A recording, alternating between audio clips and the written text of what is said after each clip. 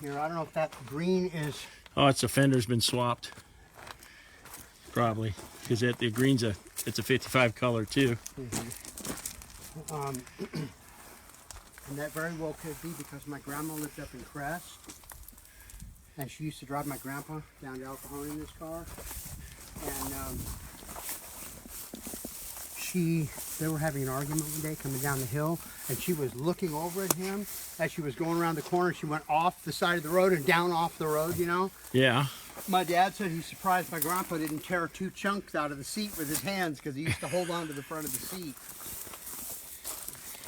Is it okay to open the door? It's locked. Is it? Oh, that's okay then.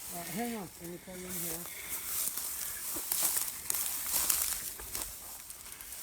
265 3-speed stick.